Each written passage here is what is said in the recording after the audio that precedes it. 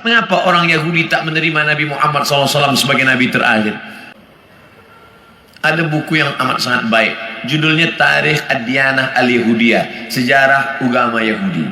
Di sana diceritakan bagaimana orang Yahudi percaya bahwa nanti di akhir zaman akan datang seorang Nabi, dan mereka menyebut dia manakala berperang. Ini Yahudi, ini Bani Ghatafan. Mereka berperang dengan Bani Ghatafan, dan sebelum berperang mereka berdoa kepada Allah, ya Allah, tolonglah kami melawan Bani Ghatafan berkat Nabi terakhir yang engkau utus. Sudah datangkah Nabi terakhir itu? Sudah. Siapa dia? Muhammad sallallahu alaihi wasallam. Mana buktinya? Husain padri Yahudi, dan dia ingin tahu apakah ini Nabi terakhir itu. Dia intip dari balik pokok kurma manakala Muhammad SAW datang. Tala'al badru alaina. Yang lain menyambut Nabi Muhammad, dia perhatikan dari jauh, dia tengok tanda-tandanya. Selepas itu dia pun datang. Engkaulah Nabi terakhir.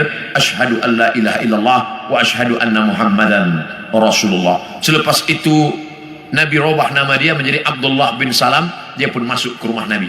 Tak lama selepas itu datang orang Yahudi ramai-ramai. Nabi bertanya kepada mereka, kamu kenal dengan Husain? Kenal. Siapa Husain? Padri kami. Siapa Husain? Anak orang baik. Husain adalah orang baik, anak orang baik, keturunan orang baik. Apa kata Nabi? Husain sekarang ada dalam rumahku dan dia sudah Islam. Apa pendapat kamu?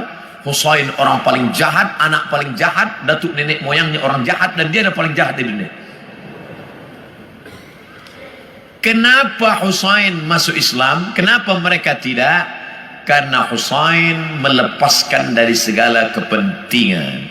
Sedangkan yang ini masih inginkan kekuasaan, masih inginkan harta benda. Bila aku masuk Islam, nanti aku akan susah, aku akan miskin.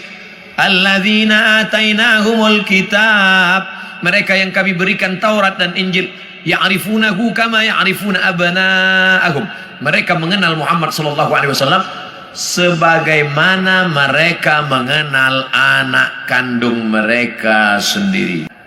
Mereka kenal Muhammad SAW lebih daripada anak kandung mereka sendiri. Mana bukti? Ketika Nabi Muhammad SAW dibawa oleh Abu Talib menuju Busra, negeri Syam. Sebelum sampai ke sana, mereka berhenti sejenak.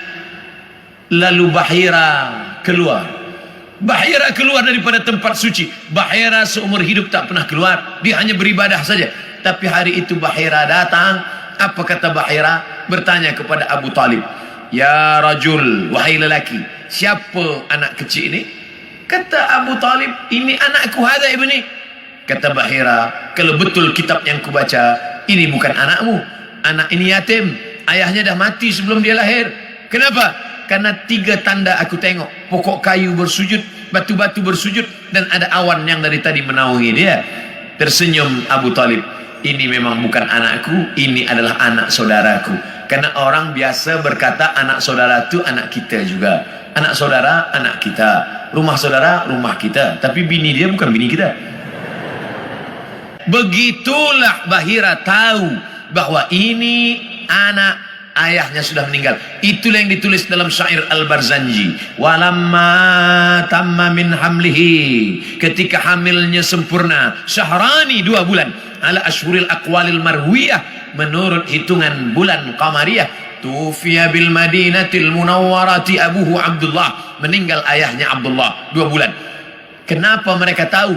Kerana itu tertulis dan dituliskan dalam Al-Quran surat As-Saff, ya'ti mim ba'dismuhu Ahmad, akan datang Nabi terakhir nanti dan dia bernama Ahmad. Kenapa yang datang itu Muhammad?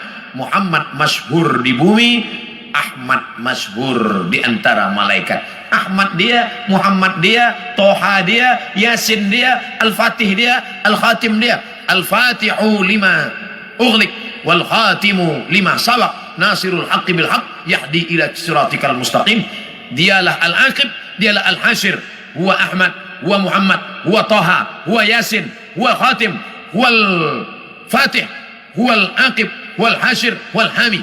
99 ini nama-nama tapi dia juga adalah Muhammad sallallahu alaihi wasallam. Kenapa mereka tak beriman?